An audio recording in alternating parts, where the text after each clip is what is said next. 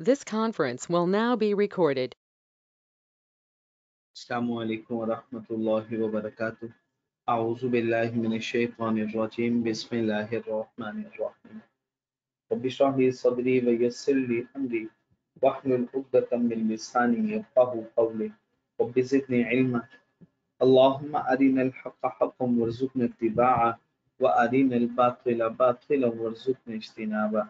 आमीन या रब्बल आलमीन। अल्लाहुम्मा तहिर क़ुलूबना मिनन निफ़ाक़ वअअमालना मिनर रिया वअल्सिनतना मिनल कज़िब वअअयुनना मिनल ख़ियाना फ़इन्नक तअलमु ख़ाइनतल अ'युनि वमा तुख़फ़िस सुदूर। बिस्मिल्लाहिर रहमानिर रहीम। बच्चे, सिलेबस आउटलाइन आपके सामने है। कल मैं आपके साथ डिस्कस नहीं कर पाया था, तो मैंने आपसे कहा था कि मैं इंशाल्लाह या तो आपको किसी और वे में के साथ रिकॉर्डिंग शेयर कर दूंगा, वो भी नहीं कर पाया तो मैं आपके साथ डिस्कस करने वाला हूँ। फिर बाकी हमारा जितना भी लीज का टॉपिक रह गया, इसके बाद इंशाल्लाह हम इसको कंटिन्यू करेंगे। बिस्मिल्लाहिर्रहमानिर्रहीम। बच्चे, हमारे पूरे के पूरे R2 के सिलेबस के 3 ग्रेड्स हैं। सबसे पहला grade A, B and C। मैंने ग्रेड 1, 2 एंड 3 लिख दिया। ग्रेड 1 में हमारे 3 टॉपिक्स हैं। कितने टॉपिक्स हैं? 3 टॉपिक्स। बातें बड़ी गौर से सुनिएगा, क्योंकि हमने प्लान बनाना है कि हमने प्रिपरेशन कैसे करनी है। उसके लिए हमें ये नहीं पता होता कि किस टॉपिक में से कितने परसेंट क्वेश्चन आ रहा है या हमारा ग्रेड कैसा है, किस में से किस ग्रेड को मिला के कौन सा टॉपिक बनेगा, हमें नहीं पता होता। तो इसके लिए आपको जरूरी है पता होना चाहिए। पहली बात है, 25 से 35 नंबर तक का ये ग्रेड है। इसमें से ये पहला पोर्शन है फाइनल अकाउंट का।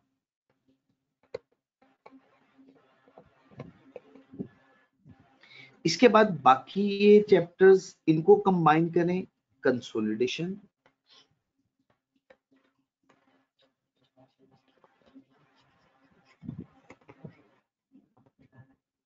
और ये लास्ट वन IAS 8 का टॉपिक है।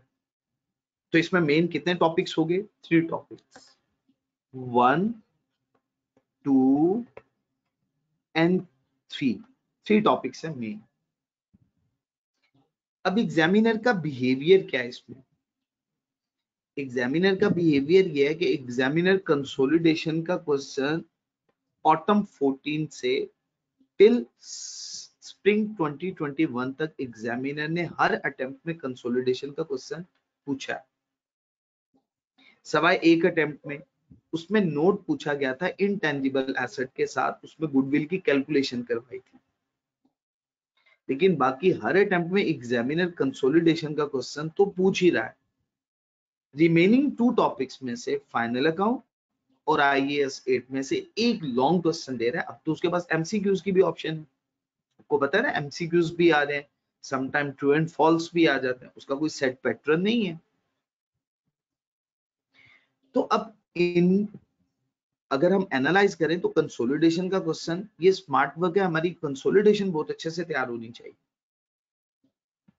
सेकेंडली, फाइनल अकाउंट और IAS 8, इनमें से अल्टरनेटिव अटेम्प्ट का बिहेवियर है, मैं भी आपके साथ डिस्कस करता हूं। ये देखिएगा, ये 3 टॉपिक्स है।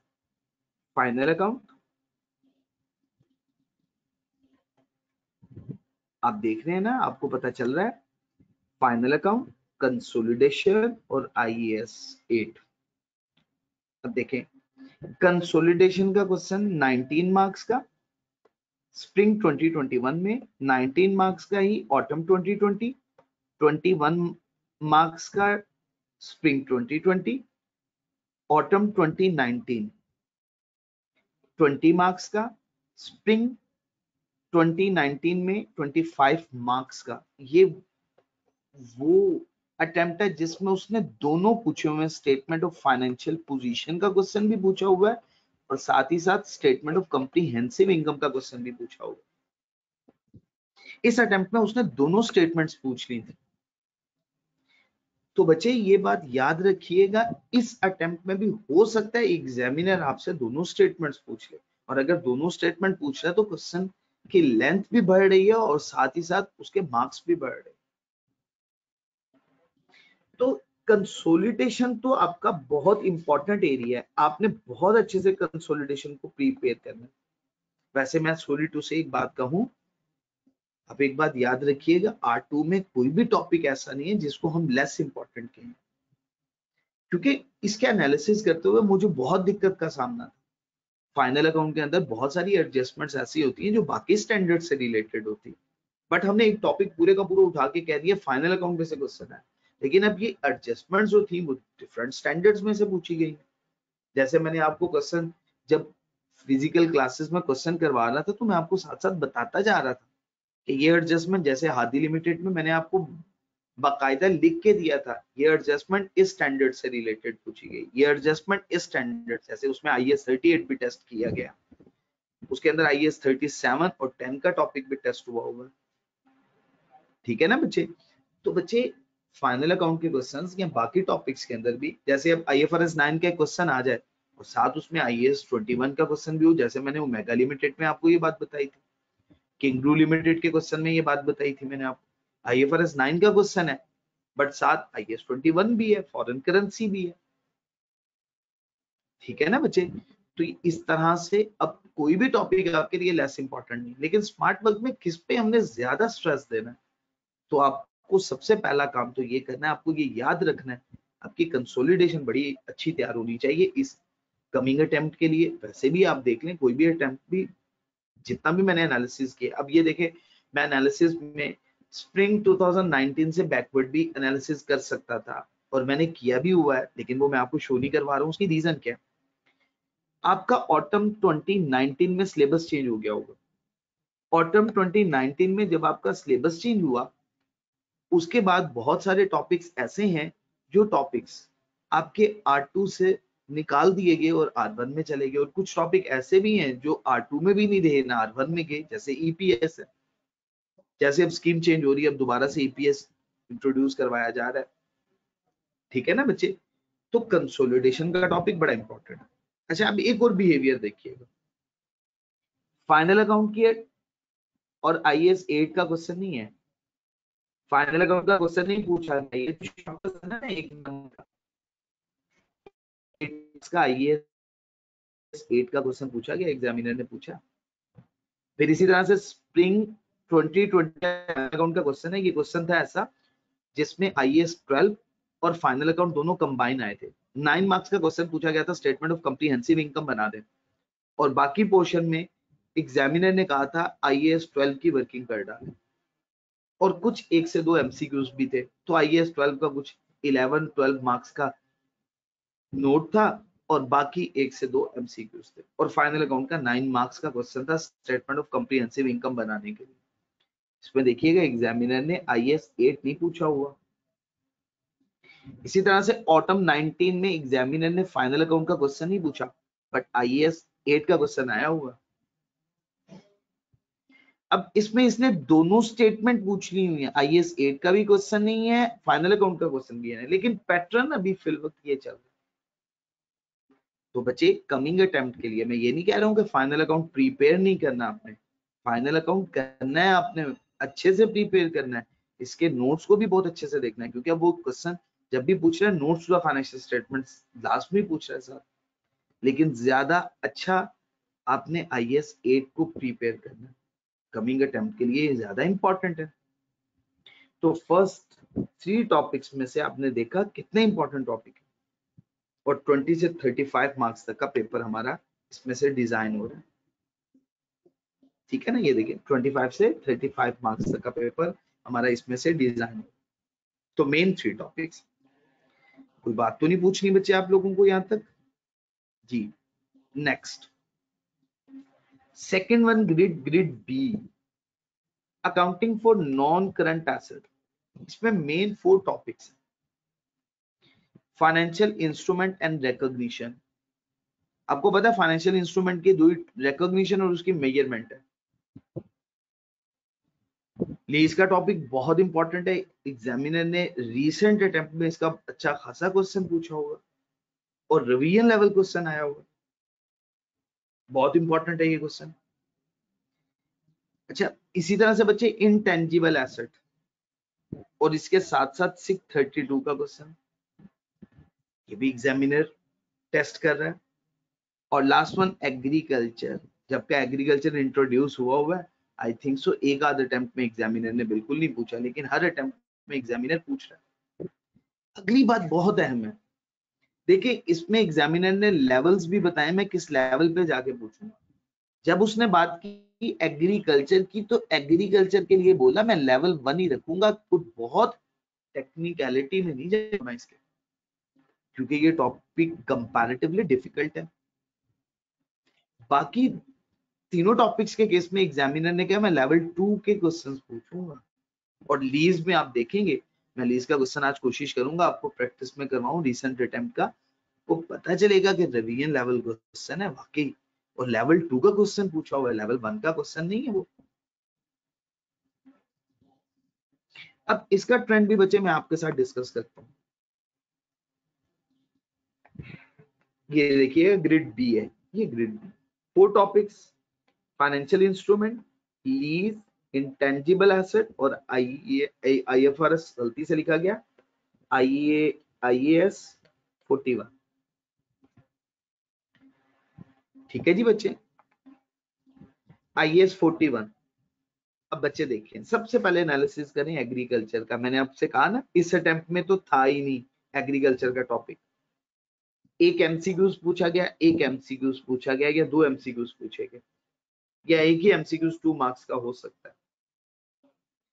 एक क्वेश्चन आया 9 मार्क्स का, ये क्वेश्चन इसके साथ और इसके साथ कंबाइंड फॉरेन करेंसी ट्रांसलेशन भी थी और आईएएस 41 भी था, बट मैंने इसे आईएएस 41 में क्लब किया क्योंकि ज्यादातर हिस्सा आईएएस 41 का पूछा गया था। इसी तरह से बच्चे अभी रिसेंट अटेम्प्ट जो भी अब हुई है स्प्रिंग 2021 की, इसमें 8 मार्क्स के ट्रू एंड फॉल्स पूछे गए एग्रीकल्चर के, और बहुत ही स्ट्रेट फॉरवर्ड। तो एग्रीकल्चर का क्वेश्चन तो तकरीबन हर अटेम्प्ट में टच कर रहा है एग्जामिनर, और इतना बड़ा टॉपिक भी नहीं है, और पूछना भी लेवल 1 पे है उसने। नेक्स्ट बचे फाइनेंशियल इंस्ट्रूमेंट का टॉपिक, अभी जो अटेम्प्ट हुई है उसमें मिस किया, जब से इंट्रोड्यूस हुआ 3 दफा आ चुका हुआ। इसका मतलब है रीसेंट अटेम्प्ट में ये टॉपिक तो बहुत इंपॉर्टेंट है, ये टॉपिक तो एग्जामिनर पूछेगा ही पूछेगा, और उसके साथ हो सकता है माइट बी पॉसिबल वो आईएएस 21 को भी मिला ले, फॉरेन करेंसी ट्रांसलेशन को भी मिला ले, इन दोनों को मिला के क्वेश्चन बना डाले, आपसे पूछे। सर ये तो आप ये आईएफआरएस टॉपिक्स 9 की बात कर रहे हैं? आईएफआरएस 9 की फाइनेंशियल इंस्ट्रूमेंट की बात करो, आईएफआरएस 9 फाइनेंशियल इंस्ट्रूमेंट। मैंने आपको जैसा कि पहले ही कह दिया, आर्ट 2 में से मैं ये कहूं कि इस टॉपिक को छोड़ दें, इस टॉपिक पे कम काम करें, ऐसा तो मैं कह ही नहीं सकता।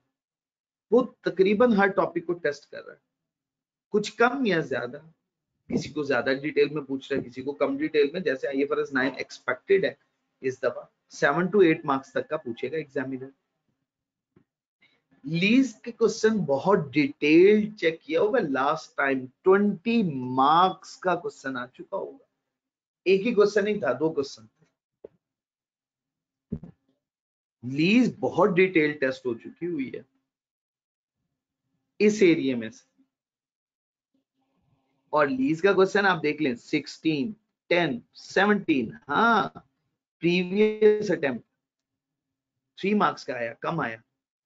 ये एमसीक्यूज में पूछा गया था 2+1।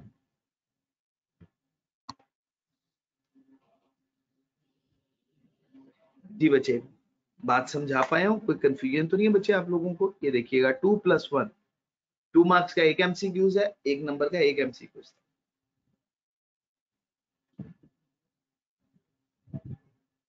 तो आपको ज्यादा इस एरिया में टोटल टॉपिक्स ही 4 है, non current asset, financial instrument पे ज्यादा आपने प्रेफर करना है, इंटेंजिबल एसेट को भी आपने ज्यादा प्रेफर करना है। बट ये देखिएगा कि इसके मार्क्स कितने हैं, 30 से 40 मार्क्स तक का पेपर पूछना है एग्जामिनर ने, इसमें से कुछ कम या ज्यादा। अब एग्जामिनर अगर हम देखें तो एग्जामिनर टेस्ट कितने परसेंट तकरीबन कर रहा है इसको, तो ये आपके सामने ऑन एवरेज 29% तक एग्जामिनर इसको टेस्ट कर रहा है। ठीक है जी बच्चे। अच्छा, अब इस बिहेवियर के बाद next last one area ethics and other areas. इसमें से कुछ पिछली 6 से 7 अटेम्प्ट्स हो गई हैं, एग्जामिनर IAS 12 का क्वेश्चन मिस नहीं कर रहा। एग्जामिनर हर अटेम्प्ट में इनकम टैक्स का IAS 12 का क्वेश्चन पूछ रहा है, और ये टॉपिक भी revision level question, second level का क्वेश्चन आ रहा है। और IAS 21 का फॉरेन करेंसी ट्रांसलेशन उसका लेवल 1 का क्वेश्चन पूछना है उसने, स्ट्रेट फॉरवर्ड, ट्रांसलेशन में कोई प्रॉब्लम नहीं है। इसके बाद अगला टॉपिक बहुत ही important topic, for provision contingent liabilities और कंटिजेंट एसेट। जब भी क्वेश्चन आता है हाई मार्क्स क्वेश्चन आता है। IFRS 8 का लास्ट अटेम्प्ट में क्वेश्चन नहीं आया, इस अटेम्प्ट में इसका क्वेश्चन एक्सपेक्टेड है। और एथिकल इश्यूज भी लास्ट अटेम्प्ट में एग्जामिनर ने इस तरह से डिटेल क्वेश्चन नहीं पूछा है। ये मैं आपके सामने एनालिसिस कर रहा हूँ, ये देखिए, ये है आपके सामने। देखिए इनकम टैक्स का क्वेश्चन प्रीवियस 5 अटेम्प्ट्स में से सिर्फ एक अटेम्प्ट में लेस देन 12 मार्क्स का आया हुआ है, 5 मार्क्स का। बाकी किसी भी अटेम्प्ट में 30 मार्क्स से कम का पेपर पूछा ही नहीं गया IAS 12 में से। IAS 12 भी बड़ा इंपॉर्टेंट है। इसी तरह से provision contingent liabilities, contingent asset और IAS 10 events after the reporting period, इसमें से भी क्वेश्चन हर अटेम्प्ट में एग्जामिनर टेस्ट कर रहा है। इसी वजह से मैंने कहा ये भी बड़ा इंपॉर्टेंट है, तो देख लें ये टॉपिक, और इस टॉपिक में से एग्जामिनर हर दफा टेस्ट कर रहा है। अच्छा, अल्टरनेटिव अटेम्प्ट में टेस्ट कर रहा है ऑपरेटिंग सेगमेंट, इसमें नहीं किया, इसमें नहीं किया, इसमें कर डाला, फिर अगले अटेम्प्ट में किया, इसमें भी नहीं किया। अब कमिंग अटेम्प्ट में क्या बिहेवियर होता है, क्या फॉलो करता है या नहीं करता, लेकिन एक्सपेक्टेड तो है ये टॉपिक पूछेगा एग्जामिनर। और एथिकल इश्यूज अब जरा कम मार्क्स के आ रहे हैं, पहले इसका एक सेपरेट ग्रेड हुआ करता था, देखिए सेपरेट ग्रेड था तो ज्यादा नंबर का पूछा जा रहा था। अब सेपरेट ग्रेड नहीं है, 2, 3, 4 मार्क्स तक का एग्जामिनर एथिकल इश्यूज का क्वेश्चन पूछ रहा है। ठीक है जी बच्चे, तो टॉपिक्स बहुत ज्यादा R2 में नहीं है। आपको ज्यादा फोकस किस पे करना है ये मैंने आपके साथ डिस्कस किया। प्रिपरेशन तो आपकी 100% होगी हर टॉपिक पे इंशाल्लाह। कुछ टॉपिक्स पे आपने ज्यादा फोकस करना है, करने सभी टॉपिक्स को स्मार्ट वर्क के लिहाज से। ठीक है जी बच्चे, R2 के पेपर के अंदर मैं बहुत ज्यादा आपको प्लानिंग इसमें और ये बहुत ज्यादा टाइम इस पे वेस्ट नहीं करूंगा कि आपको ये करना है, आपको ये करना है। आप सब लोगों को पता है आपको किस तरह से प्रिपरेशन करनी है, और रिवीजन में इंशाल्लाह आपकी as early as possible complete करने की कोशिश करूंगा, ताकि फर्स्ट टाइम मेरे साथ रिवीजन करें, फिर उसके बाद आप लोग खुद से कम से कम 2 दफा रिवीजन कर सकते हैं पेपर से पहले तक। जब हमारी फर्स्ट टाइम रिवीजन हो जाएगी उसके बाद आप 2 दफा दोबारा रिवीजन कर सकते हैं पेपर तक, और मुश्किल नहीं है आपके लिए। हर तरह के हर पास पेपर का क्वेश्चन हम कर चुके हैं। ठीक है ना बच्चे, तो आप लोगों का ट्रेंड क्या होना चाहिए आप लोगों को मैंने बता दिया।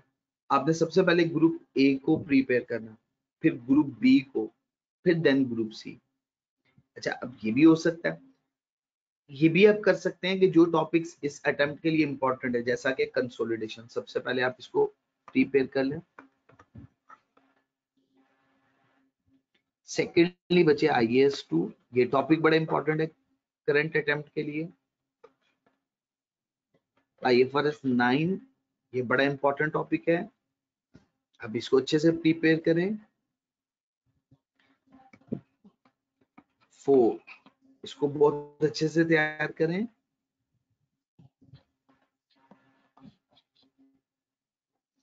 इसको ये नंबरिंग में मैं ये रैंक नहीं कर रहा हूँ, ये गलती ना कर दीजिएगा, मैं रैंक नहीं कर रहा हूँ, ये बता रहा हूँ कि ये टॉपिक्स आपने बहुत अच्छे प्रिपेयर करने। इसके साथ फॉरेन करेंसी भी अगर आप मिला लें तो वो IFRS 9 के साथ एक्सपेक्टेड है, ठीक है ना। बाकी टॉपिक्स भी आपने तैयार करने हैं, मिस कोई भी टॉपिक आपने नहीं करना, ठीक है ना। इंटेंजिबल एसेट,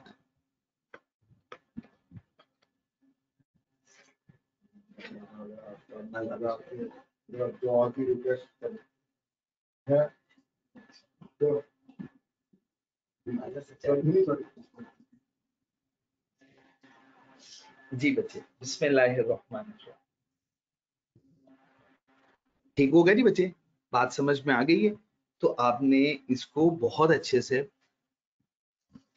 बच्चे अटेम्प्ट का पैटर्न जो है एग्जामिनर, अटेम्प्ट का पैटर्न ये है कि कुछ शॉर्ट क्वेश्चंस बना रहे हैं, इसके दो सेक्शंस बना रहे हैं, सेक्शन ए और सेक्शन बी बना रहे हैं।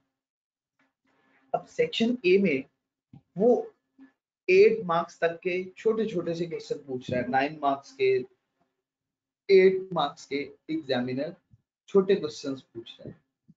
वो इन टॉपिक्स में से हैं, जैसे IFRS 9 हो गया, IAS 1 हो गया, IAS 21 हो गया, समटाइम IAS 10 और 37 में से भी क्वेश्चन पूछ लेता है एग्जामिनर।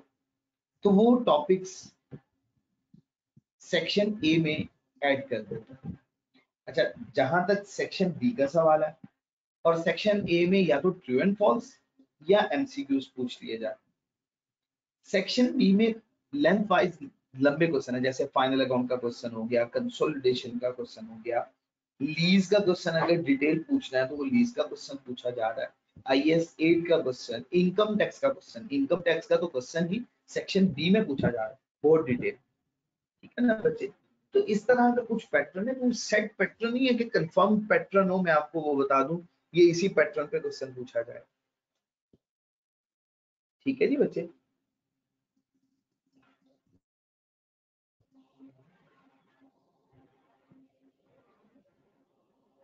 जी बच्चे बिस्मिल्लाहिर्रहमानिर्रहीम। तो बच्चे आप लोगों को बात समझ में आ गई है, कोई कंफ्यूजन तो नहीं है। हाँ, आपने अच्छी सी प्रिपरेशन करनी है, बहुत अच्छे से प्रिपरेशन करनी है। अच्छा बच्चे, मैं आप लोगों के साथ प्लान जो कि मैंने ऑलरेडी आपके साथ शेयर कर दिया हुआ है। हमारा प्लान था कल हम 11 अगस्त में IFRS 16 लीज का लेसी का पोर्शन मुकम्मल करते हैं, लेकिन अनफॉर्चुनेटली हम नहीं मुकम्मल कर पाए। कुछ आप लोगों की तरफ से रिक्वेस्ट थी कि आज क्लास जल्दी फ्री कर दें, तो ठीक है, इस वजह से हम लोगों ने मुकम्मल नहीं कर पाए। आज मैं कोशिश करूंगा पूरी कि आपको क्वेश्चन भी करवा दूं, कॉन्सेप्ट भी आपके साथ डिस्कस कर दूं, लिखने का काम मैं कम करूं, नोट्स से आपको ज्यादातर रेफर करवा दूं ताकि आपको पता चल जाए कि ये पॉइंट्स इंपॉर्टेंट है, ठीक है जी बच्चे। और ये टॉपिक मैंने आपको जैसा कहा था कि बहुत सारे बच्चों ने मुझे रिक्वेस्ट भी की हुई है और आप लोगों को पहले भी बताया कि बहुत सारे बच्चों ने ये टॉपिक नहीं पढ़ा हुआ था मेरे से, वो कह रहे थे कि इस टॉपिक को आपने बहुत डिटेल डिस्कस करना है, इस वजह से मैं इसको बहुत डिटेल डिस्कस कर रहा। बाकी में शायद मैं आपके साथ शॉर्ट समरी की मदद से डिस्कशन करूं, ठीक है। फिर बाकी प्लान है हमारा कि हमने फ्राइडे को, सैटरडे को, संडे को, मंडे 14 अगस्त, ये गलती हो गई है, 14 अगस्त को हमने ऑफ करना है बच्चे, तो मैं इसको चेंज करके आप लोगों के साथ दोबारा रिवाइज कर दूंगा। 14 अगस्त का प्लान हमारा 15 पे शिफ्ट हो जाएगा और 15 का 16 पे हो जाएगा, बाकी हमारा वही प्लान ही रहेगा, ठीक है जी बच्चे। तो मैं आपके साथ प्लान फाइनल शेयर कर दूंगा, ये आपके सामने होगा। यहाँ तक कोई प्रॉब्लम तो नहीं है बच्चे? मैंने वैसे आप लोगों के साथ जो शेयर किया हुआ है उसमें मैंने ऑफ किया हुआ है वो 14 अगस्त ही ऑफ किया हुआ। ये हमारा 9 का प्लान था, यहाँ पे डेट चेंज हो गई हुई है, ठीक है। तो ये 9 का हमारा प्लान था, आज 10 है, 10 का प्लान हमारा ये है। फिर इसी तरह से हमने इंशाल्लाह अल्लाह के यहाँ बड़ी उम्मीद है 16-17 तक मैं आपको बिल्कुल फ्री कर दूंगा फर्स्ट टाइम रिवीजन के साथ, ठीक है बच्चे। तो आप लोगों को बच्चे कोई सवाल पूछना है? आप लोगों के पास फाइनल प्लान है, ये डेट थोड़ी सी मिस्टेक हो गई है, डेट पे फॉर्मूला लगा हुआ है तो अभी मैं चेंज नहीं कर सकता हूँ क्योंकि वो कीबोर्ड सही तरीके से यूज नहीं हो रहा, ठीक है। अगर आप कहते हैं तो मैं 1 मिनट ठहरिएगा, दूसरा कीबोर्ड अटैच करके मैं 1 मिनट में ही इसको फाइनलाइज कर देता हूँ। ताकि आप लोगों को कोई दिक्कत ना रहे।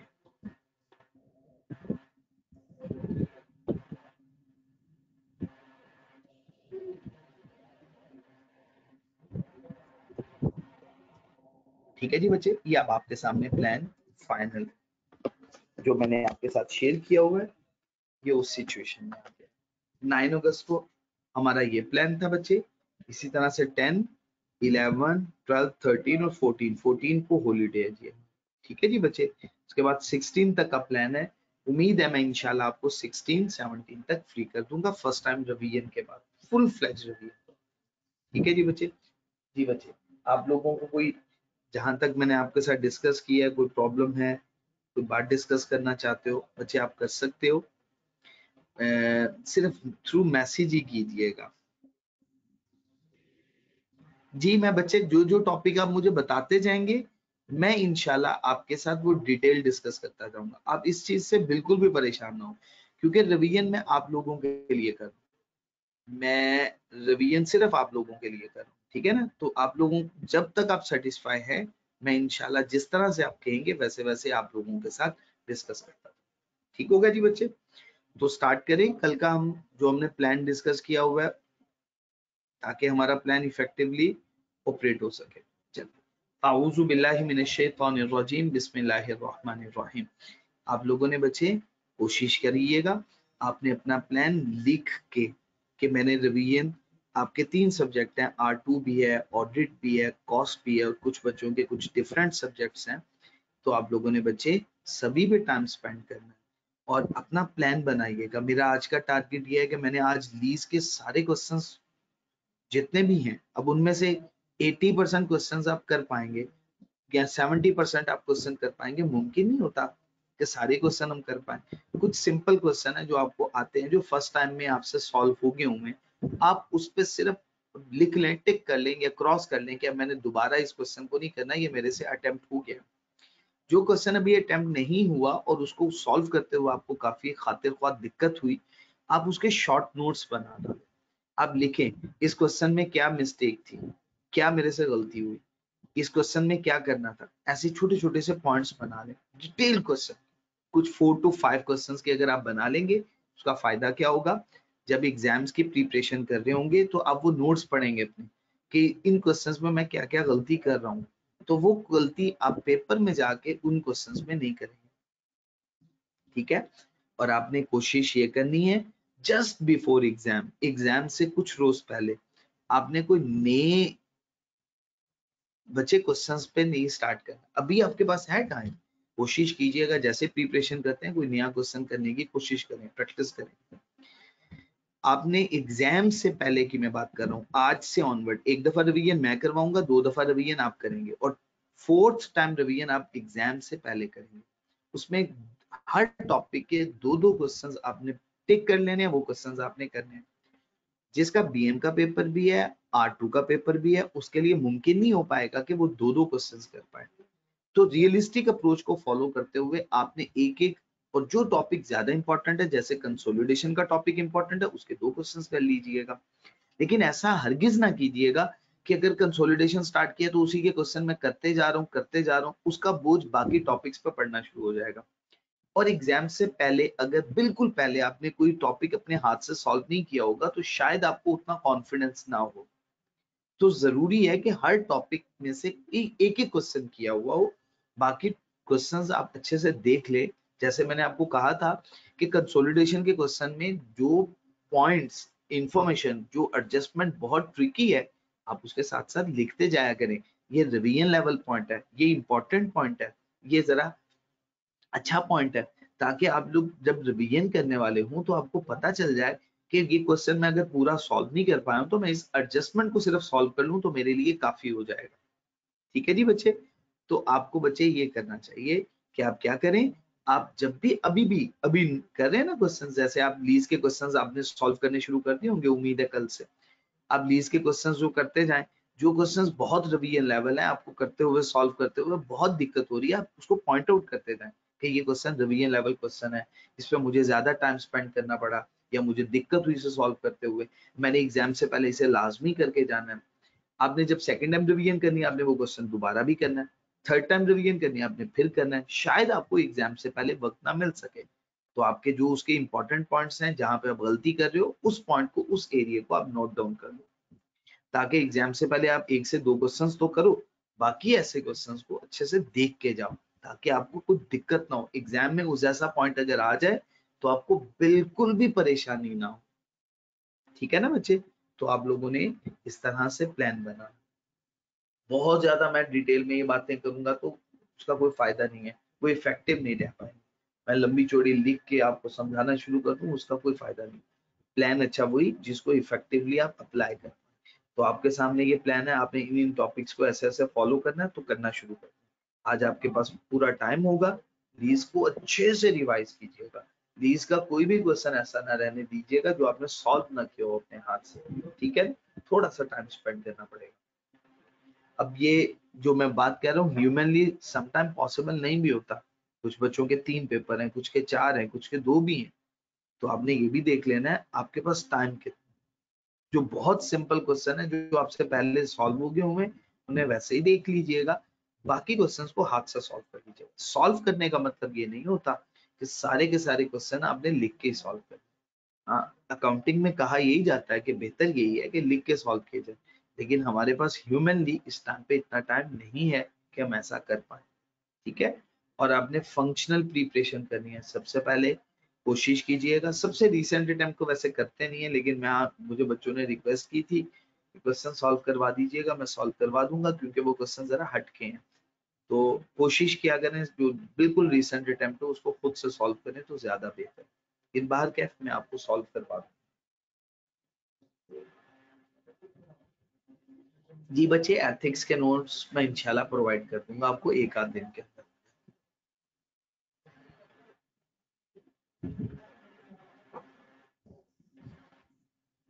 जी स्टार्ट करते हैं जी बच्चे।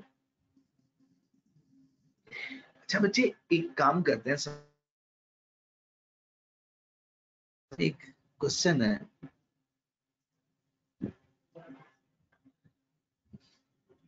इस क्वेश्चन को सॉल्व करना है।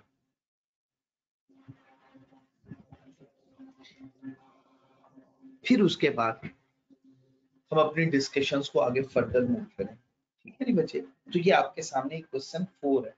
इस क्वेश्चन 4 को जरा मेरे साथ मिलके इसे सॉल्व कीजिएगा। ये क्वेश्चन 4 क्या कह रहा है? बिस्मिल्लाहिर्रहमानिर्रहीम।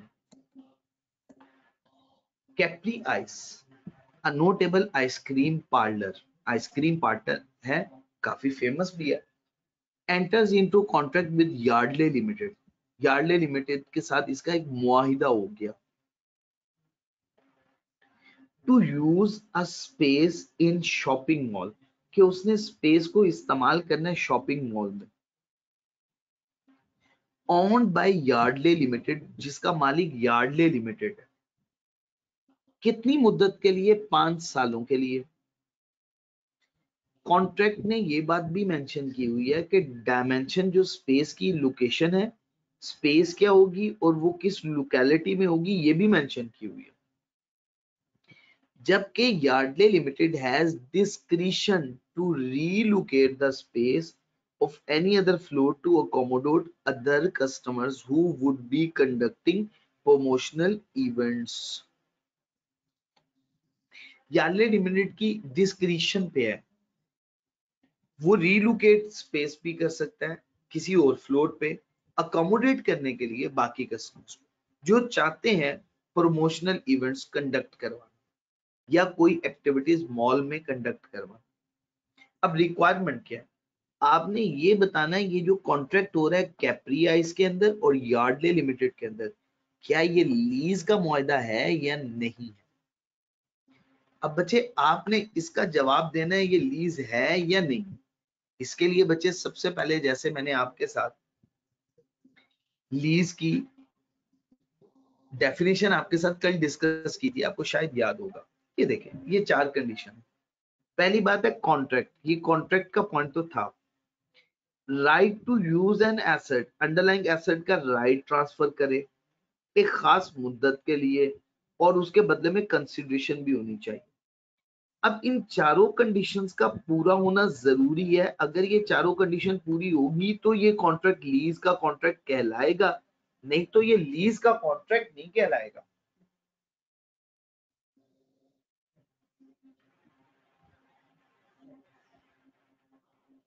ठीक है जी बच्चे। अच्छा जी बच्चे, अब right to use an asset में एक प्रॉब्लम आ गई।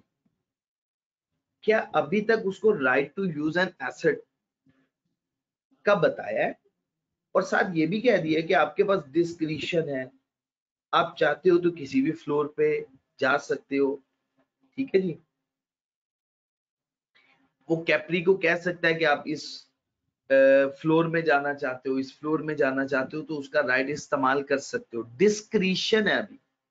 क्या उसने ये राइट कन्वे कर दी है? अभी तक स्टिल कन्वे नहीं किया। ये बात हो गई। अच्छा, सेकेंडली, क्या उसने इसके बदले में कंसीडरेशन का जिक्र किया कि आपको इतने पैसे देने पड़ेंगे यार्डली लिमिटेड को रेगुलर इंटरवल के बाद?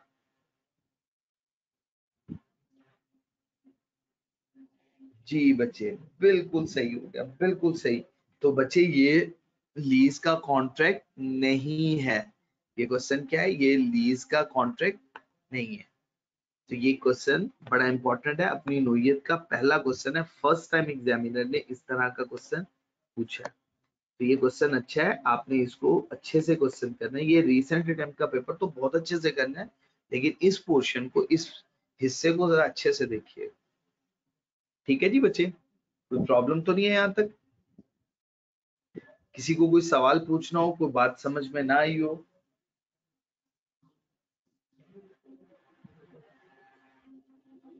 ठीक हो गया जी बच्चे। तो बच्चे ये लीज का कॉन्ट्रैक्ट नहीं है। बहुत सारे बच्चों ने मुझे पहले ही जवाब दे दिया था इस चीज का। बिल्कुल ठीक है। बाकी लोगों को, जितने भी लोग मौजूद हैं, हसनैन साहब, अली, एजाज, ताहा, शानजे, नूर अफजा, नूरुल्लाह साहब, जी बच्चे ठीक हो गया जी। अब सब लोगों को क्लियर हो गया। ठीक है, तहजीब साहब को भी क्लियर हो गया जी, बिल्कुल सही हो गया। शेराज साहब को भी क्लियर है। ठीक है जी। अच्छा जी बच्चे, बिस्मिल्लाहिर्रहमानिर्रहीम। अब बाकी कुछ पोर्शन मैं आपके साथ हैंडआउट से शेयर करता हूँ। जहाँ पे आपको दिक्कत हो अब मुझे बता दीजिएगा, मैं इंशाल्लाह आपके साथ डिस्कस करता हूँ। अच्छा बच्चे, हम लेसी का पोर्शन नॉर्मल वर्किंग का पढ़ चुके हैं। एक एग्जम्पशन है रिकॉग्निशन एग्जम्पशन। दो तरह की लीज लेसी के लिए ये कि हर लीज को उसने राइट ऑफ यूज एसेट और लीज लायबिलिटी रिकॉर्ड करनी। एक एग्जम्पशन प्रोवाइड कर दी गई, कहा जी इस लीज के केस में आपको एग्जम्पशन है, आप राइट ऑफ यूज एसेट भी रिकॉर्ड ना करें, आप लीज लायबिलिटी भी रिकॉर्ड ना करें। ठीक है जी बच्चे, वो किन दो सिचुएशंस के अंदर है? वो दो सिचुएशन, पहली है short term lease. First one situation क्या है? कौन सी लीज है? Short term lease. अब सवाल है, शॉर्ट टर्म लीज क्या होती है? शॉर्ट टर्म लीज ऐसी लीज है जो कमेंसमेंट डेट पे, at the date of commencement, जिसकी लीज टर्म 12 माह या उससे कम की हो।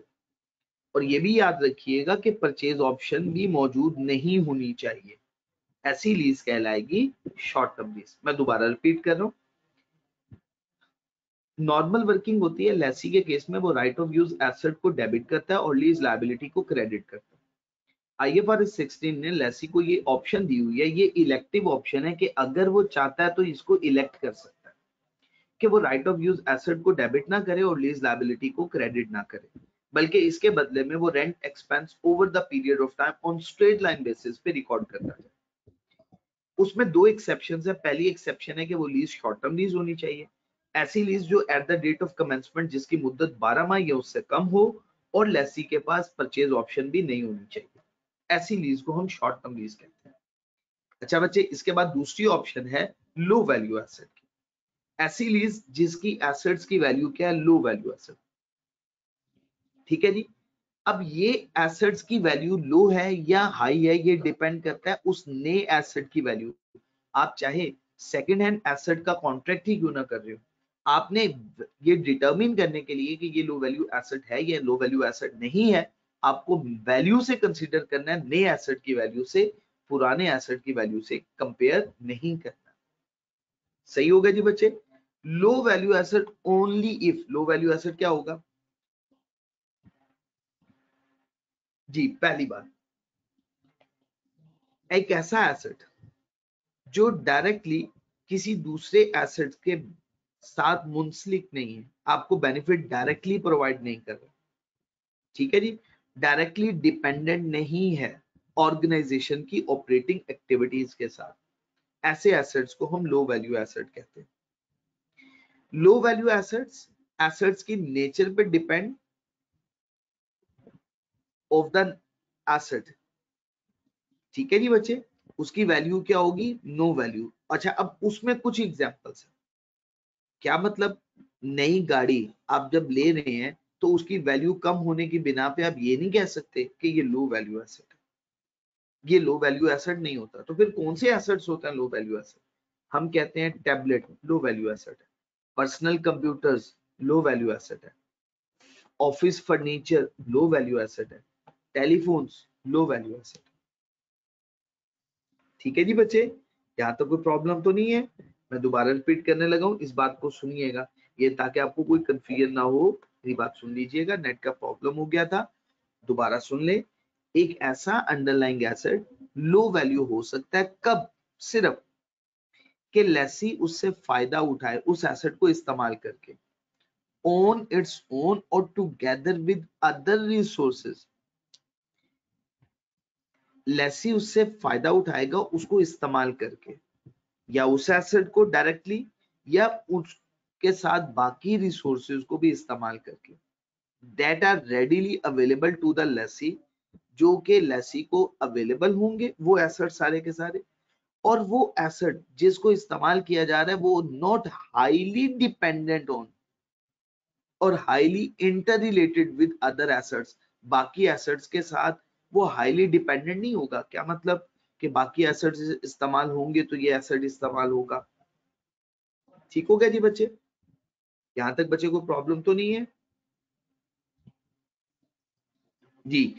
और एक और बात याद रखिएगा, आपने जब भी कंपैरिजन करना है आपने कहना है कि वैल्यू उसकी कम है, वो लो वैल्यू एसेट है, वो सिग्निफिकेंटली ऑपरेटिंग एक्टिविटीज में इस्तेमाल नहीं होता, ठीक है, मान लिया।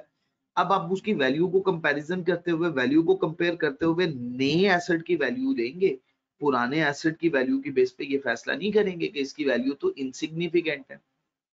ठीक है जी बच्चे, तो ये सेकंड पैराग्राफ B6। इसकी बच्चे ये आपके सामने एग्जांपल है, मैं ये एग्जांपल सॉल्व करवाता हूँ, आपको क्लियर हो जाएगा। A pharmaceutical manufacturing and distribution industry है और उसने फॉलोइंग लीजेस की, lease of real estate both office building और वेयर हाउस, ऑफिस फर्नीचर की लीज, कंपनी की car both for sale personals and senior management and varying quality specialization and value, lease of trucks and van use for delivery, lease of IT equipment such as laptops. अब आप मुझे बताइएगा इनमें से कौन कौन सी लीज लो वैल्यू एसेट की लीज है? क्या मुझे बताएं, ये रियल एस्टेट की, ऑफिस बिल्डिंग और वेयर हाउस की लीज, क्या ये लो वैल्यू एसेट है? नहीं। No sir. अच्छा, ऑफिस फर्नीचर की? बिल्कुल जी ठीक हो सर। गया। अच्छा, कंपनी के कार्स की? नहीं, ये नहीं है। Lease of trucks and vans? ये भी नहीं है। IT equipment such as laptop? ये है, बिल्कुल ठीक हो गया।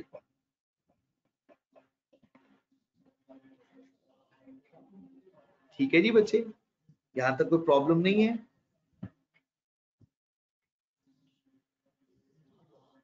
जी, अब इसको पढ़िएगा, सेकंड वन पैराग्राफ को आप खुद से पढ़ लीजिए। जी बच्चे, अकाउंटिंग ट्रीटमेंट, आपको ये बात समझनी है, इसके केस में हम ना ही राइट ऑफ यूज एसेट को डेबिट करेंगे, ना ही नॉट रिकॉग्नाइज, रिकॉग्नाइज नहीं करेंगे। किसको रिकॉग्नाइज नहीं करेंगे? राइट ऑफ यूज एसेट को भी रिकॉग्नाइज नहीं करेंगे और लीज लायबिलिटी को भी रिकॉर्ड नहीं करेंगे, इन दोनों को रिकॉर्ड हम नहीं करेंगे। फिर हम क्या करेंगे? हम करेंगे ये कि हमें सेग्रीगेशन नहीं करनी रेंटल की, ना ही प्रिंसिपल में ना ही इंटरेस्ट में। आपको पता है ना, रेंटल के दो पार्ट्स होते हैं, एक होता है प्रिंसिपल और एक उसका पार्ट होता है इंटरेस्ट का पार्ट। तो हमें इंटरेस्ट और प्रिंसिपल में बाइफरकेशन करने की जरूरत होती है। कब होती है? जब हम नॉर्मल वर्किंग कर रहे होते हैं। जब हम एग्जाम्पशन की वर्किंग कर रहे होते हैं, जैसे रिकॉग्निशन एग्जाम्पशन, हम शॉर्ट टर्म लीज या लो वैल्यू एसेट को रिकॉर्ड कर रहे हैं, उसमें तो हमने सिंपली रेंट एक्सपेंस रिकॉर्ड करना है। तो रेंट एक्सपेंस को रिकॉर्ड करने के लिए हमें इंटरेस्ट और प्रिंसिपल में बाइफरकेट करने की जरूरत नहीं है। जब हमें जरूरत नहीं है तो फिर हमें no need to prepare amortisation schedule, हमें अमोर्टाइजेशन शेड्यूल बनाने की भी जरूरत नहीं होती। हमें अमोर्टाइजेशन शेड्यूल बनाने की जरूरत नहीं है। No need to prepare amortisation schedule. Entry क्या पोस्ट करेंगे? रेंट एक्सपेंस को डेबिट करेंगे और बैंक को क्रेडिट करेंगे। एनालिसिस क्या हो जाएगा? एक्सपेंस बढ़ जाएगा और साथ ही साथ बच्चे लायबिलिटी भी बढ़ जाएगी। या बच्चे बिल्कुल ठीक हो गए, शाबाश। या बच्चे बैंक क्रेडिट। ठीक है जी बच्चे, कोई प्रॉब्लम तो नहीं है? यहां तक क्लियर है? अच्छा, एक सिंपल सी एग्जांपल है, मैं आपके साथ सॉल्व कर देता हूं इसी जगह पे। अब जरा अच्छे तरीके से इसको समझ लीजिएगा। एक एंटिटी है, लीज में एंटर हुई है जनवरी 1 2016, 12 माह की लीज है। डिटेल लीज की इस तरह से कि पेमेंट्स होगी मंथली और एंड ऑफ ईच मंथ, हर महीने के एंड पे होगी। पहली 6 महीनों की इंस्टॉलमेंट 2000 रुपए और फर्दर इंस्टॉलमेंट 3000 रुपए। कॉस्ट है 2,50,000 रुपए। आपने जर्नल एंट्रीज पोस्ट करनी है जी बच्चे, सिंपल। ये आपके पास सारी इंफॉर्मेशन मौजूद है। अब मैं आपसे कहता हूँ फर्स्ट 6 मंथ की बताइएगा मुझे।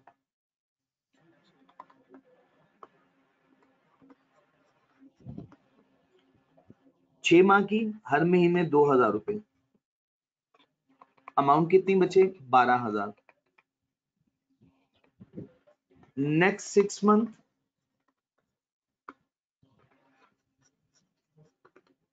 6 माह, हर महीने 3000 रुपए पे किया जाएगा।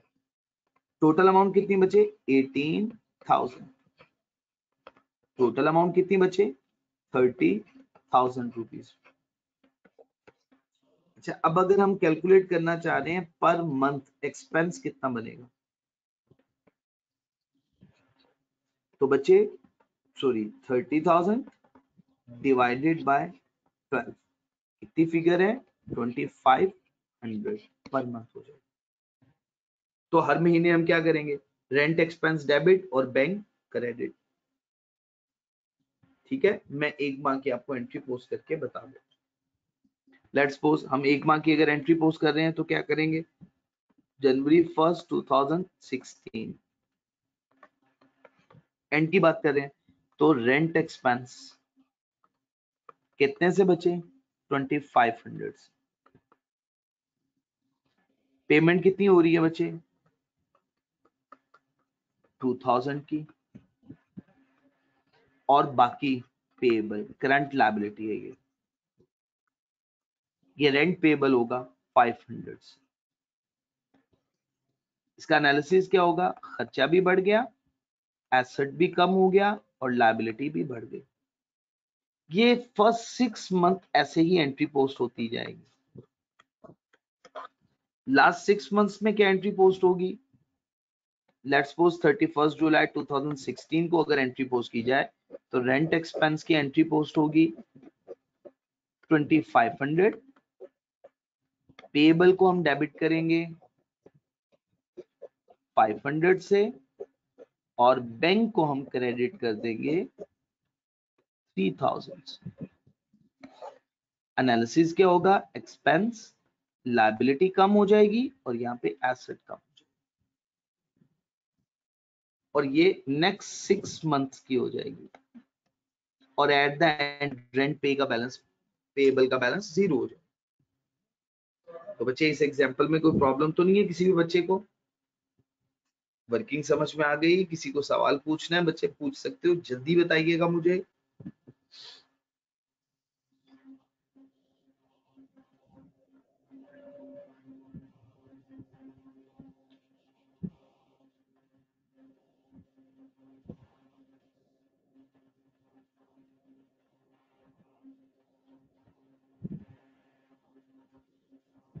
ठीक है जी बच्चे।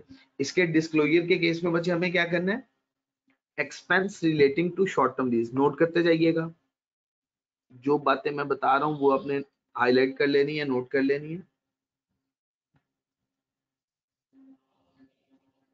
ठीक है जी बच्चे।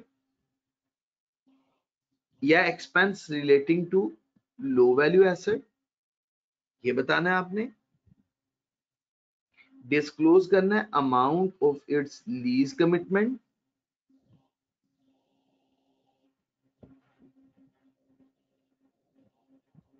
ठीक है जी बच्चे।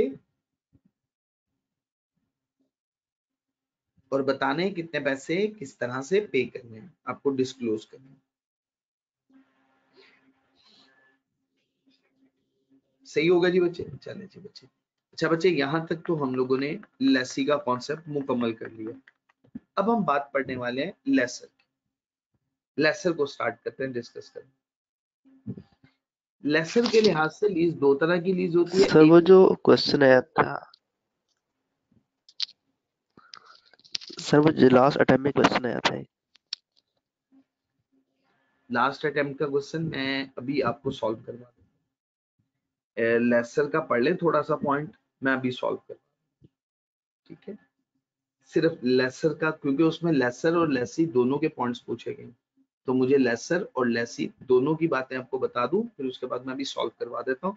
पास पेपर्स के क्वेश्चन सॉल्व करवाने हैं। ये देखिए मैंने क्वेश्चंस नोट किए हुए हैं। ये क्वेश्चन है, ये मैं भी आपको सॉल्व करवाता हूँ। एक क्वेश्चन ये भी है, मुझे ये भी सॉल्व करवाना है। वो कि मैं पहले करवा चुका हूँ लेकिन मुझे दोबारा करवाना है। हो सकता है आपको इसमें कोई कंफ्यूजन हो कुछ बच्चों। ठीक है, तो मैं अभी करवाता हूँ, बिल्कुल भी परेशान नहीं होना। इसके अलावा अगर आप मुझे कोई क्वेश्चन कहेंगे मैं वो भी सॉल्व करवा दूंगा, क्योंकि हमारे पास असाइनमेंट है, हम उसमें से क्वेश्चन पिक कर सकते हैं। ठीक है, चलिए बिस्मिल्लाहिर्रहमानिर्रहीम। बच्चे लीज लेसर के लिहाज से दो तरह की लीज होती है।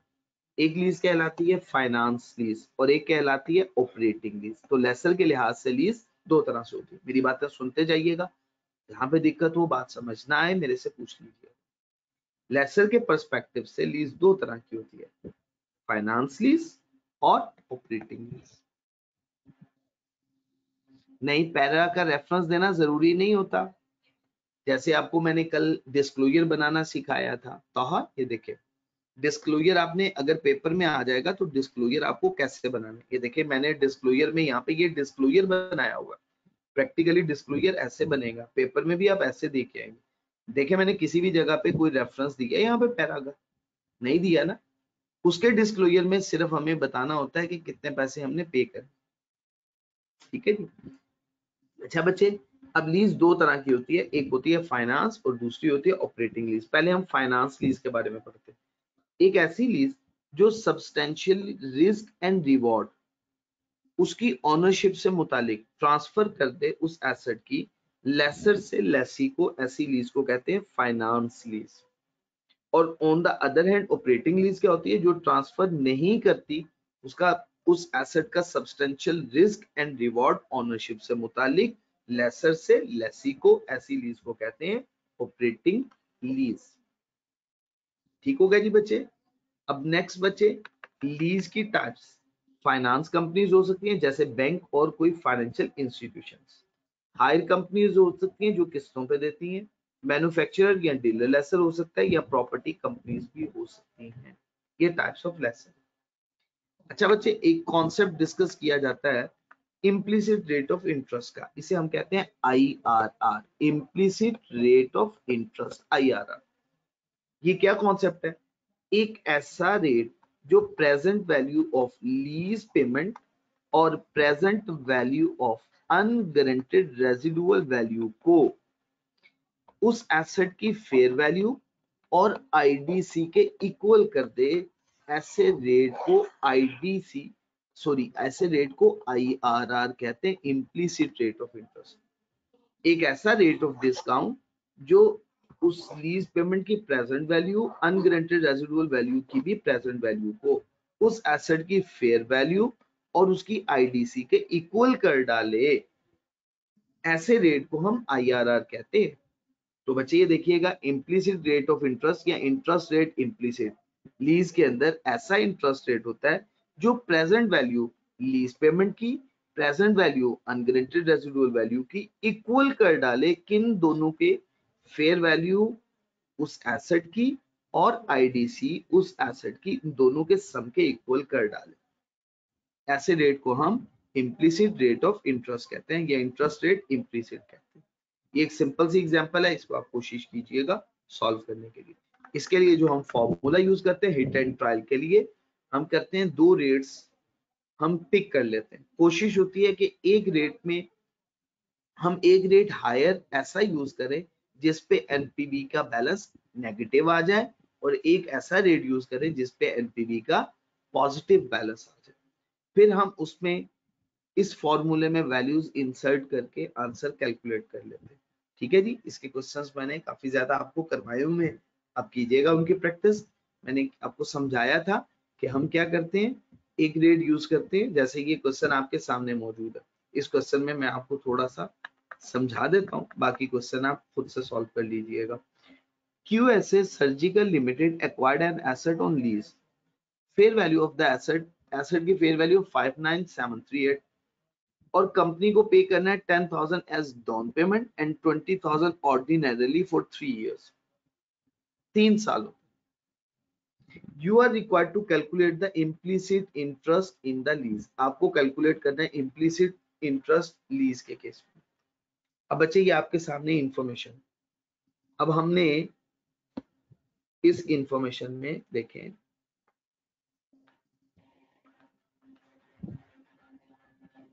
पहली वैल्यू तो present value of lease payment आपके पास गिवन है, नहीं गिवन, आपने आपके पास ये गिवन नहीं है।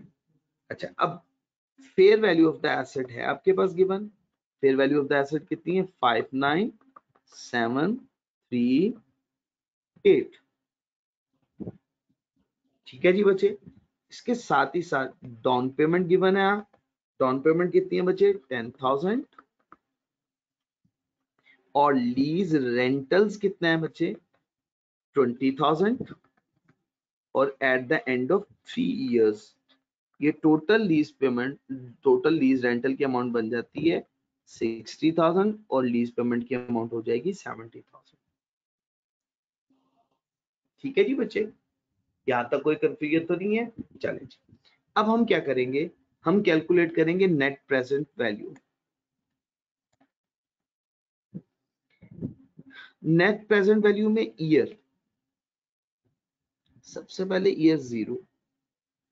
अब हम यहाँ पे यूज कर रहे हैं कैश फ्लो, और ये मैं ले रहा हूं present value of cash flows. हमने कैश कितना आउटफ्लो हुआ,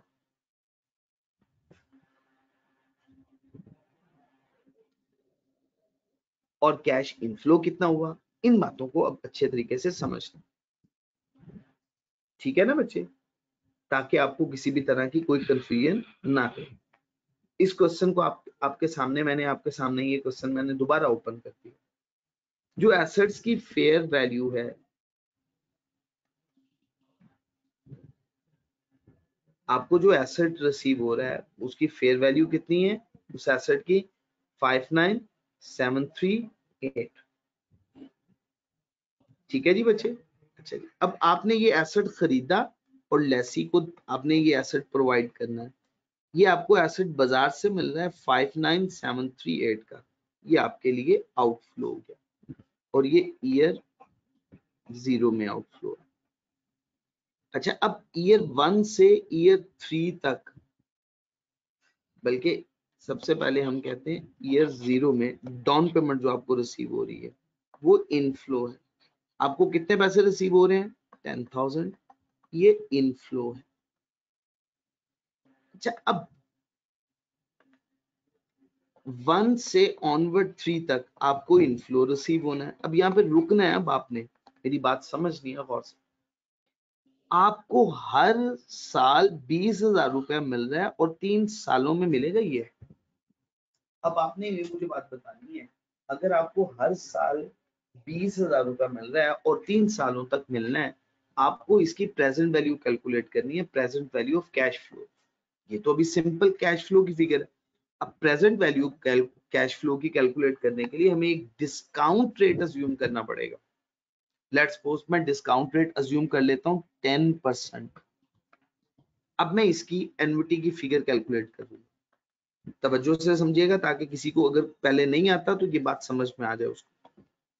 जी बच्चे फॉर्मूला क्या यूज करते हैं हम, पूरा फॉर्मूला लिख रहा हूँ, साइड पे ही लिख रहा हूँ। हमें वैल्यू कैलकुलेट करनी है, present value of lease rental. Lease rental कितना है बच्चे, 20,000 into 1 minus 1 point. Discount rate हमने अज्यूम किया, खुद से अज्यूम किया, हमें नहीं पता था। 10% हमने लिया है, ये -3 हो गया। यहाँ पे हमने फिगर ले ली 0.10, ये। इसको जरा मुझे सॉल्व करके बताइएगा इनफ्लो की फिगर कितनी बन रही है।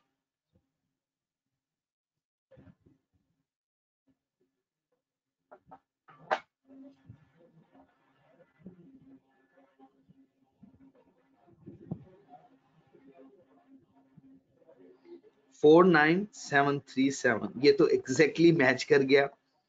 नहीं रहने देते हैं, हम तो ढूंढना चाह रहे थे ना, तो हम रेट चेंज कर देते, हम ये 5% ले रहे, तो एग्जैक्टली हमारा पिक कर गया। हम 5% ले रहे हैं, 0.5। अब बच्चे कैलकुलेट करके बताइएगा जल्दी से, टॉपिक को समझना है ताकि आपको किसी भी तरह की कोई दिक्कत ना हो।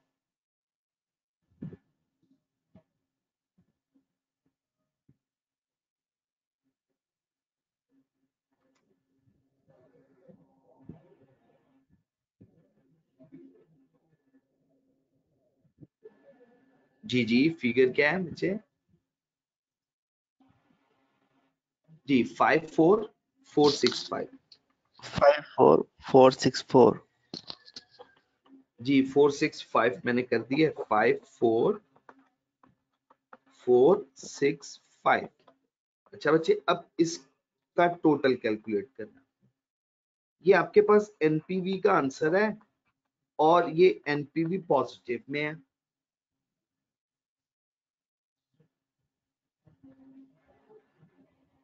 सर ये एनपीवी ए है जो आप लिख रहे हैं, इसका सर क्या मतलब था? Net present value, net present value. एक प्रोजेक्ट में हम इन्वेस्टमेंट करते हैं, उस प्रोजेक्ट में आउटफ्लो और उसकी इनफ्लो की डिस्काउंटेड वैल्यू का net balance net present value कहलाती सर ये नेट प्रेजेंट वैल्यू आगे सर आप ए लिख रहे हैं और बी लिख रहे हैं इस क्वेश्चन में भी, सर है। वो ए और बी मैं क्या इस है? वजह से लिख रहा हूँ कि मैंने एक रेट पे कैलकुलेट किया उसे ए बोल दिया, दूसरे रेट पे कैलकुलेट करूंगा उसे बी बोल दूंगा। 44727 4727, ये बच्चे हमारे पास आंसर आ गए। अब जरा तवज्जो करनी है, आप लोगों ने नोट करनी। मैं यहाँ पे लिख रहा हूँ बातें क्योंकि कॉन्सेप्ट समझाते हुए मुझे बातें समझानी है। अगर एनपीवी का आंसर पॉजिटिव में आ जाए, अब आपको दूसरा एनपीवी का आंसर नेगेटिव में चाहिए, तो आपको इसके लिए रेट इंक्रीज करना है, डिस्काउंट रेट बढ़ाना है। अब अगला एनपीवी नेगेटिव में आएगा। अच्छा अब अगर एनपीवी का आंसर नेगेटिव हो, अब आपको पॉजिटिव एनपीवी कैलकुलेट करने के लिए उस रेट को कम करना है। अब मुझे बताइएगा इस सिचुएशन में हमारा आंसर पॉजिटिव में है, हमें रेट बढ़ाना है या कम करना है? बढ़ाना। सही है, बिल्कुल ठीक है, शाबाश। अब दोबारा कैलकुलेट करते हैं, अगेन उसी तरह से ईयर, और ये present value of cash flows. सबसे पहले जीरो, जीरो के केस में बचे हमारी जो प्रेजेंट वैल्यू या fair value of net asset है वो कितनी है, 59738। अच्छा डाउन पेमेंट कितनी बचे हमें रिसीव हो रही है, वो भी तो जीरो पीरियड में मिल रही है, 10,000 लेसर को रिसीव हो रही है ना। अच्छा बच्चे अब 1 to 3 ईयर्स उसको 20,000 रुपए मिलने हैं, इसके प्रेजेंट वैल्यू कैलकुलेट करनी है। अब प्रेजेंट वैल्यू कैलकुलेट करते हुए डिस्काउंट रेट हम अज्यूम कर रहे हैं 15%, बढ़ाना है ना हमने, ये देखें डिस्काउंट रेट बढ़ाना है। अब present value of lease rentals, again उसी तरह से 20,000 रुपए का रेंटल है हर साल, 1 माइनस 1 पॉइंट, हमने अज्यूम किया डिस्काउंट रेट 15% और 3 साल के लिए ये इसको 0.15 कर दिया। अब बच्चे इसको सॉल्व करके मुझे आंसर बता दीजिएगा, क्या आंसर है।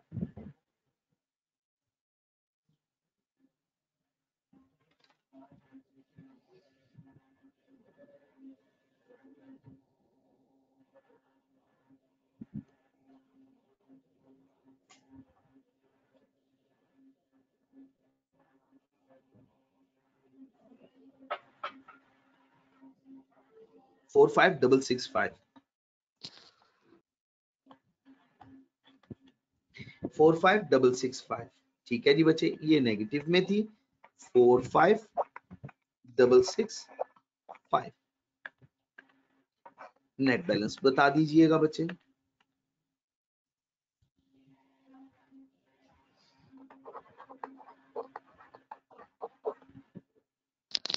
$4073 नेगेटिव में। ये नेगेटिव आ गया। अब हमें IRR कैलकुलेट करते हुए फॉर्मूला यूज करना। फॉर्मूला क्या है, low rate plus NPV over NPV minus NPV। अच्छा, लो रेट पे जो NPV होगा, लो रेट पे जो NPV होगा और ये हायर रेट पे NPV multiply by higher rate minus low rate. ये आपके सामने फॉर्मूला लिख दिया। अच्छा बच्चे, अब सबसे पहले हमने लो रेट कौन सा यूज किया, हमने दो रेट यूज किए। एक हमने रेट यूज किया 15% और एक हमने रेट यूज किया हुआ है 5%। इनमें से बताएं कौन सा लो रेट है, 5% या 15%? 5%, शाबाश। उस पे एनपीवी की वैल्यू क्या है, 4727। 4727। अब इसको हम यूज करेंगे 4727। ये 5% रेट है प्लस 4727 ओवर 4727 माइनस, अब फिर ब्रैकेट में माइनस। अच्छा, जो हमने पॉजिटिव फिगर है ये 4073 4017 नेगेटिव है ना ये फिगर। अब ये नेगेटिव और नेगेटिव अगर मल्टीप्लाई हो जाए तो ये फिगर क्या बन जाएगी बच्चे, पॉजिटिव। अभी मैं समझाता भी हूं। हायर रेट है 15%, माइनस करना है लो रेट 5%। अच्छा बच्चे, अब ये 5% प्लस 4727 ओवर 4727 प्लस हो जाएगा माइनस माइनस प्लस 4073 इंटू 10%। जी बच्चे, मुझे बताएं कैलकुलेट करके टोटल आंसर अब कितना बन रहा है, 5%, बाकी कितना बन रहा है प्लस।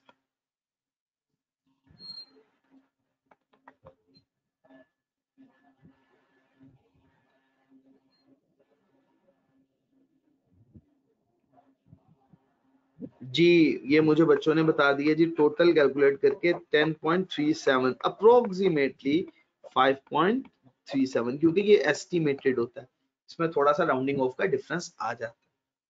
ठीक है जी बच्चे, तो ये आपने IRR कैलकुलेट किया हिट एंड ट्रायल मेथड से फॉर्मूला यूज करते हुए। ठीक है जी बच्चे, समझ आ गए स्टेप्स। सबसे पहले स्टेप में आपने क्या करना है, ये इक्वेशन वही है ना, हमने क्या इक्वेशन यूज की है, हमने कहा fair value plus IDC is equal to present value of lease payment plus present value of unguaranteed residual value. जिस रेट पे इक्वल हो जाएंगी वो रेट कहलाएगा हमारा, शाबाश, IRR कहलाएगा।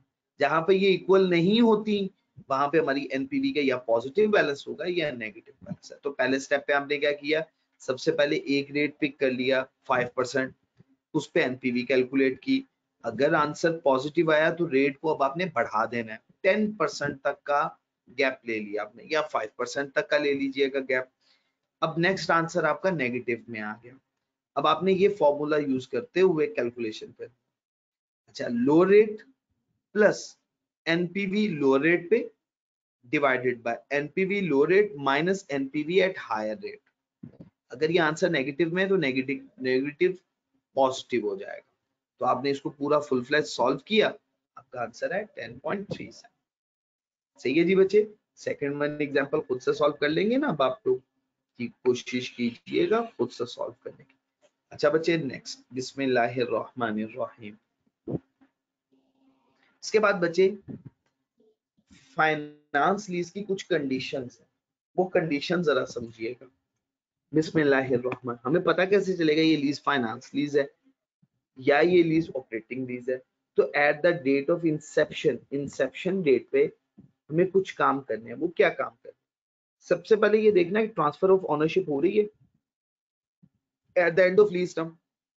अगर at the end of lease term transfer of ownership हो जाएगी तो ये लीज फाइनेंस लीज होगी, ऑपरेटिंग लीज नहीं होगी। क्या ऑप्शन टू परचेज है और ये रेडीली सर्टेनेबल एक्सपेक्टेड है कि इस ऑप्शन को एक्सरसाइज किया जाएगा, तो ये दूसरी ऑप्शन आ गई। इससे पता चल जाएगा ये लीज कौन सी है, फाइनेंस लीज है। Major part of the economic life of the asset, उस एसेट की जितनी टोटल लाइफ है उसका ज्यादातर हिस्सा, ज्यादातर पोर्शन ये यूजर इस्तेमाल करेगा। हम नॉर्मली इसके लिए क्या बोलते हैं, 75% major part of the economic life of the asset. Economic life का कितना मेजर पोर्शन कंसीडर होगा, अगर ये 75% या उससे ज्यादा हो। इसी तरह से present value of the lease payment amounts substantially approximately present value of lease payment approximately equal to fair value of the asset हो। और ये कितने परसेंट गाइडलाइन के मुताबिक कंसीडर की जाती है, 95%। अगर ये 95% या उससे ज्यादा हो तो ये कंसीडर की जाएगी। या एसेट स्पेशलाइज्ड नेचर का हो। तो 5 बातें, अगर ट्रांसफर ऑफ ओनरशिप हो रही हो तब भी हम फाइनेंस लीज समझेंगे। परचेज ऑप्शन गिवन है लेसी को और वो उसको एक्सरसाइज करेगा eight the end of lease term, हम इसको फाइनेंस लीज कंसीडर करेंगे। अगर वो economic life of the asset के मेजर पोर्शन के लिए 75% या उससे ज्यादा टेन्योर के लिए तो तब भी हम इसको फाइनेंस लीज समझेंगे। ऑपरेटिंग लीज नहीं समझेंगे इसको। अच्छा, फाइनेंस लीज समझेंगे अगर वो present value of lease payment approximately fair value के इक्वल हो और 95% या उससे ज्यादा समझी जाती है। और ये एसेट स्पेशलाइज्ड नेचर का हो। ये जनरल गाइडलाइन है, स्टैंडर्ड नहीं, ये बातें बताई। ठीक है जी बच्चे। 3 फर्दर इंडिकेटर्स भी हैं। वो क्या, पहली बात के लीज कैंसिलेबल नहीं होनी चाहिए, और अगर कैंसिल कर दिया गया लीज को तो उस कैंसिलेशन की वजह से जितना भी लेसी का नुकसान होगा, सॉरी लेसर का जितना भी नुकसान होगा वो लेसी बियर करेगा। लीज कैंसिल करने से लेसर का होने वाला सारा नुकसान लेसी बियर करेगा। तो पहली कंडीशन ये है, ये फाइनेंस लीज होगी। उस एसेट के गेन्स या लॉस, उसकी फेयर वैल्यू के बढ़ने या कम होने से जितना भी गेन एंड लॉस है वो लेसी को मिलेगा। गेन होगा तो लेसी को मिलेगा, लॉस हुआ तो बियर किसको करना पड़ेगा, लेसी को केयर करना पड़ेगा। तो ये भी तो है ना कि रिस्क एंड रिवॉर्ड ट्रांसफर हो गया फ्रॉम लेसर टू लेसी। ठीक है जी बच्चे। हाँ, लेसी के पास ये ऑप्शन हो कि वो सेकेंडरी पीरियड के लिए इसको एक्सटेंड कर सकता है, लेकिन सेकेंडरी पीरियड के अंदर रेंट वो मार्केट रेंट से कम होना चाहिए। रेंट की अमाउंट मार्केट रेंट से सब्सटेंशियली सिग्निफिकेंटली कम होनी चाहिए। ये थर्ड वन कंडीशन। सही हो गया जी बच्चे, यहाँ तक कोई प्रॉब्लम तो नहीं है? तो ये मैं इसे अमूमन कहा करता हूँ 5+3 कंडीशंस हैं, जिससे आपको ये पता चलेगा कि ये लीज फाइनेंस लीज है या ये ऑपरेटिंग लीज है। तो बड़ी ही सिंपल बात है, transfer of ownership, purchase option, ये ट्रांसफर ऑफ ओनरशिप से रिलेटेड है। Major part of the economic life, present value of lease payment substantially equal to the approximately equal to the fair value of the asset, या specialised nature का asset हो। अगर lease को cancel कर दिया जाए तो लेसर का होने वाला सारा नुकसान लेसी बेयर करेगा। जितना भी गेन और लॉस उस अंडरलाइंग एसेट का होगा वो लेसी को मिलेगा, और लेसी सेकेंडरी पीरियड के लिए इस लीज को एक्सटेंड कर सकता है और उस टाइम पीरियड में रेंट की amount substantially less than the market rent होगी। ठीक है जी बच्चे, इन कंडीशन से हमें पता चलता है, क्वेश्चन एग्जाम में आ जाए तो हमें इन कंडीशन से पता चलेगा कि आया क्या ये लीज फाइनेंस लीज है या ये लीज ऑपरेटिंग लीज। बिल्कुल उसी तरह से लेसर की अकाउंटिंग के लिए जो कमेंसमेंट डेट पे आपने लीज पेमेंट को कैलकुलेट करना है, उसके लिए वही कंडीशंस जो हम ऑलरेडी पढ़ चुके हुए हैं, ये वही पैराग्राफ है, इसमें कोई चेंज नहीं है। फिक्स पेमेंट, वेरिएबल पेमेंट जो depend on index rate, residual guaranteed value, exercise price of purchase option, और लास्ट वन बच्चे पेनल्टी की पेमेंट अगर इस लीज को टर्मिनेट कर दिया जाए। तो वही पांचों बातें। अच्छा बच्चे, अब ये फॉर्मूलाज, ये फॉर्मूलाज बड़े इंपॉर्टेंट। अगर ओनरशिप ट्रांसफर हो रही हो तो फॉर्मूला क्या यूज करना है लीज पेमेंट के लिए? Down payment plus lease rental plus purchase option. तो फॉर्मूला सिंपल, लीज पेमेंट का फॉर्मूला क्या है? Down payment plus lease rental plus purchase option if any. याद हो गया फॉर्मूला? अच्छा अगला, अगर ओनरशिप ट्रांसफर नहीं हो रही तो उस सिचुएशन में lease payment, down payment plus lease rental plus guaranteed residual value. ये बात याद रखनी है आपने। अब ये बात भी याद रखिएगा, रेजिडुअल वैल्यू क्या होती है? एक एसेट को फुली यूटिलाइज करने के बाद उस एसेट की मार्केट में जितनी भी वैल्यू होगी, स्क्रैप वैल्यू होगी, अज्यूम की जाएगी कि इस एसेट की इतनी वैल्यू होगी, वो वैल्यू कहलाती है उसकी रेजिडुअल वैल्यू। ठीक है जी बच्चे। अब रेजिडुअल वैल्यू दो तरह से होती है,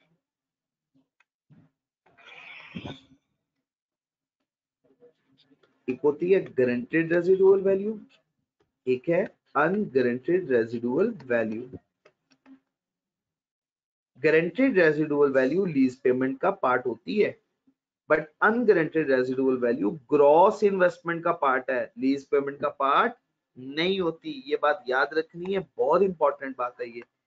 not a part of lease payment, ये लीज पेमेंट का पार्ट नहीं है, लेकिन किसका पार्ट होती है? ग्रॉस इन्वेस्टमेंट का पार्ट होती है। अच्छा बच्चे, अब ग्रॉस इन्वेस्टमेंट की इक्वेशन क्या होती है?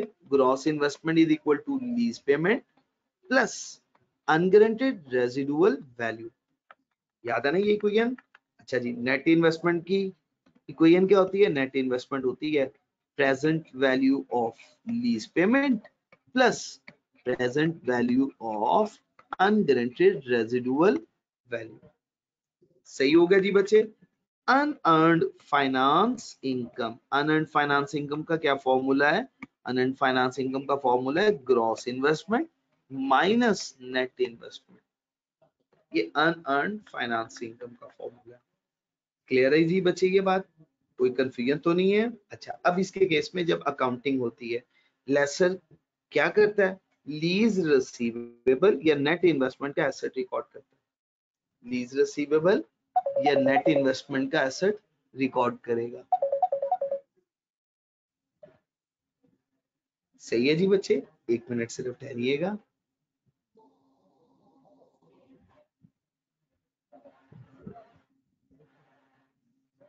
जी, तो इस सिचुएशन में बच्चे क्या हुआ? इंक्रीज इन एसेट और साथ ही साथ डिक्रीज इन एसेट या इंक्रीज इन एसेट होगा।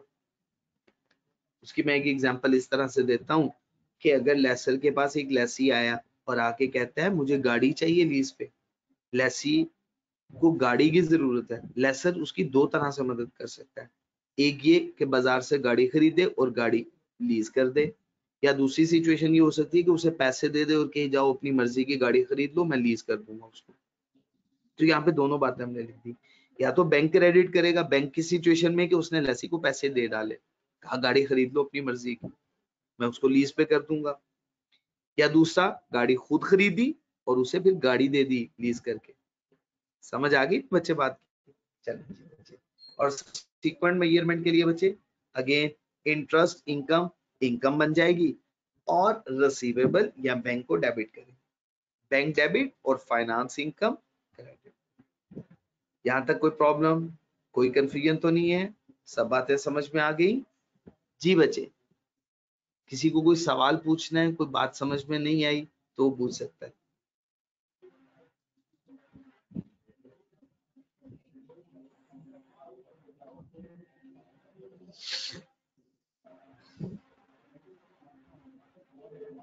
ठीक है जी बच्चे। बच्चे मैं इसका जवाब जरूर दूंगा, अली मैं बिल्कुल इसका जवाब दूंगा इसका ये जो आपने सवाल पूछा है ना, पहले आप ये कॉन्सेप्ट समझेंगे ना, तो जब मैं आपके साथ क्वेश्चन पढ़ूंगा तो फिर आपको ये बात समझ में आएगी। ठीक है जी बच्चे, तो जब मैं ये आपके साथ क्वेश्चन पढ़ना शुरू करूंगा तो आपको ये बात समझ में आ जाएगी, बिल्कुल भी इस चीज से परेशान ना हो। ठीक है जी बच्चे, यहाँ तक कोई कंफ्यूजन? बात समझा पाया हूँ आपको मैं? 1:05 हो गए हैं। आपके कुछ बच्चे क्योंकि उनकी आई थिंक सो बीएम की क्लास है, कुछ बच्चे वो बीएम की क्लास के लिए रवाना हो रहे हैं, चले गए होंगे। ठीक है जी बच्चे। जी तहजीब साहब जा चुके हुए हैं जी, ठीक हो गया। अच्छा बच्चे, नमाज की ब्रेक कर लें, नमाज के बाद फिर दोबारा ज्वाइन करते हैं और मैं पास पेपर्स के क्वेश्चंस करवाऊंगा। इसके फौरन बाद मैं आपको पास पेपर्स के क्वेश्चंस करवाऊंगा। 2 क्वेश्चंस मुझे सॉल्व करवाने हैं आप लोग। ठीक है जी बच्चे, जी कर लें फिर नमाज की ब्रेक। जी ठीक है सर। हाँ, नमाज की ब्रेक कर लेते हैं। तो कितने बजे हम दोबारा रिज्यूम करें? 1:20 नहीं, 2 बजे तो बहुत ज्यादा लेट हो जाएगा साहब। जी सर 1:20 पे 2 ठीक बजे, है, 1:20-25 पे सर कर लें। 1:30 कर लेते हैं, 1:45 भी ज्यादा लेट है, 1:30 पे दोबारा रिज्यूम कर लेते हैं। ठीक है जी, जी सर 1:30 ठीक है पे सर। आके, ठीक है, आप भी नमाज पढ़ लें। हाँ 1:30 तक। अगर आप लोग ऐसा कह रहे कि क्या कह सकते हैं, अगर तो नमाज 1:30 है तो फिर मैं क्वेश्चन एक स्टार्ट कर देता हूँ, फिर एक क्वेश्चन डिस्कस कर देता हूँ, क्योंकि मेरे यहाँ पे नमाज जो है वो 1:20 पे है, कॉलेज के साथ ही जो मस्जिद है ना। सर 1:30 पे कर लें क्लास स्टार्ट, और सर 2 क्वेश्चन वो जो है ना वो करवा दें।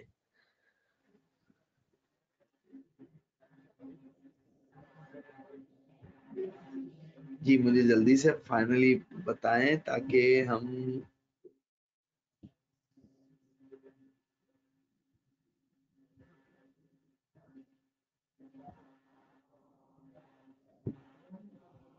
एक 30 पे हम दोबारा रिज्यूम कर लेते हैं। आप तोहा कहीं करीब और मस्जिद में नमाज पढ़ रहा हूँ, ठीक है, तो 1:30 पे हम रिज्यूम करें इंशाल्लाह। हम आफ्टर ब्रेक 1:30 पे रिज्यूम करेंगे। अब लिख भी नहीं रहा, चले, अपना ख्याल रखिएगा, मुझे दुआ में याद रखिएगा। सुब्हानक अल्लाहुम्मा व बिहम्दिक, अशहदु अल्ला इलाहा इल्ला अंता अस्तगफिरुका व अतूबु इलैक। अस्सलामु अलैकुम व रहमतुल्लाहि व बरकातुहू।